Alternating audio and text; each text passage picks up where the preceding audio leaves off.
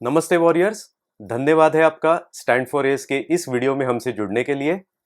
पिछले हमने देखा कि एंकिलोजिंग स्पॉन्डिलाइटिस में सोने के लिए कौन सी पोजीशन सबसे अच्छी होती है, कौन सी ऐसी पोजीशन है जिसमें एंकिलोजिंग स्पॉन्डिलाइटिस का दर्द भी कम हो सकता है और लॉन्ग टर्म में पीठ का झुकाव कम हो सकता है। अच्छी नींद के लिए और एक चीज बहुत इंपॉर्टेंट है, अच्छा गद्दा होना। तो एंकिलोजिंग स्पॉन्डिलाइटिस में कौन सा गद्दा सबसे अच्छा होता है, कौन से गद्दे से एंकिलोजिंग स्पॉन्डिलाइटिस का कमर पीठ का दर्द कम हो सकता है, आज इसी के बारे में डिटेल डिस्कस करेंगे। चलिए देखते हैं। अगर आपको एंकीलोजिंग स्पॉन्डिलाइटिस है तो आप गद्दा कैसे चुनेंगे? आप गद्दा लेने जाओगे तो बहुत सारे अलग-अलग तरीके के अलग-अलग टाइप्स के गद्दे आपको मिलेंगे।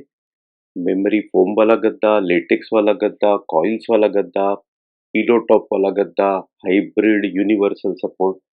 तो कैसे चुनेंगे आपके लिए सबसे बेस्ट गद्दा अगर आपको एंकीलोजिंग स्पॉन्डिलाइटिस हो? जब गद्दा चुनेंगे तो हम लोग 2 चीज़ देखते हैं, फर्मनेस या कड़कपन गद्दे का और गद्दा कितना सपोर्ट प्रोवाइड करता है बैक और स्पाइन के लिए। सबसे पहले देखेंगे फर्मनेस या कड़कपन।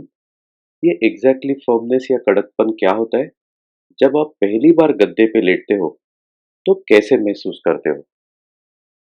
इस कड़कपन को नापना बहुत मुश्किल है, काफी कुछ इसमें सब्जेक्टिव होता है। एक ही गद्दा अलग अलग लोगों को कम ज्यादा कड़क लग सकता है। तो अगर हम लोग सोचेंगे ऐसा स्पेक्ट्रम कि जिसके एक सिरे पर इतना कड़क कि लकड़ी की सतह पर सोने जैसे लगे और दूसरी तरफ कड़कपन इतना कम कि बादलों में तैरना जैसे लगे। इस स्पेक्ट्रम में आपको सोचना है कि ये नया गद्दा कितना कड़क है। अगर वो बहुत कड़क होगा तो आपके प्रेशर पॉइंट्स जो रहते हैं बॉडी के दबाव बिंदु, उन पर वो प्रेशर डाल के काफी दर्द कर सकता है। और अगर बहुत नरम होगा तो वो झूल जाएगा, बॉडी को अच्छा से सपोर्ट नहीं दे सकेगा। इसके लिए आप और एक तरीका इस्तेमाल कर सकते हो।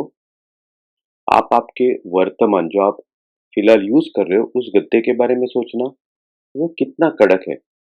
क्या आपको उससे नरम गद्दे की जरूरत है? जो गद्दा आप देख रहे हो शॉप में उसके साथ उसे कंपेयर करो। आपके पहले कुछ अनुभव रहेंगे गद्दों के साथ, जैसे होटल में कहीं सोए थे, फ्रेंड के घर पे सोए थे। उस गद्दे के साथ गद्दे को कंपेयर करो। उसके कंपैरिजन में फर्मनेस को देखो। एएस के लिए पेट पे सोना अच्छा होता है, तो जो गद्दा आप खरीदने जाओगे उसके ऊपर पेट पे लेट के देखना है।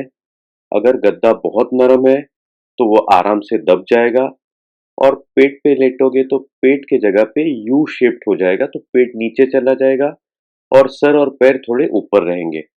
तो उस गद्दे का तो कोई फायदा नहीं होगा।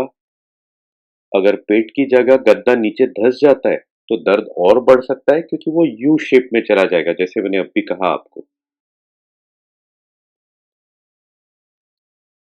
जब आप नया गद्दा देखो तो खुद गद्दे पे लेट जाओ। 10-15 मिनट गद्दे पे लेटे रहो। नींद की स्थिति में लेट जाओ, जैसा आप आमतौर पे सोते हो उस पोजीशन में लेट के देखो। पेट पर भी लेट के देखो, ताकि आपको मालूम पड़े कि ये गद्दा फर्म है या नहीं, अच्छा से सपोर्ट कर रहा है या नहीं, और कहीं तकलीफ तो नहीं दे रहा है।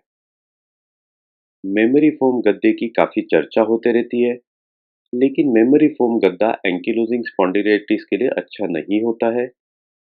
मेमोरी फोम का गद्दा शरीर का आकार ले लेता है।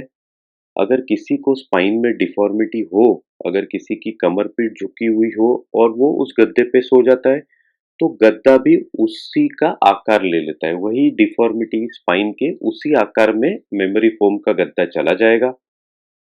भले बाद में उठने के बाद वो नॉर्मल पोजीशन में आ जाएगा, लेकिन आप जब सोते हो तो वो स्पाइन के डिफॉर्मिटी का पोजीशन ले लेगा, और उसके वजह से रीढ़ की जो विकृति है वो वैसी ही बनी भी रहेगी और वो दर्द बढ़ा भी सकेगी। तो फिर एंकिलोजिंग स्पॉन्डिलाइटिस के लिए कौन सा गद्दा अच्छा है? ऐसा गद्दा आप चूज करो जो कड़क हो और उसके ऊपर फोम या लेटेक्स डाल दिया जाए।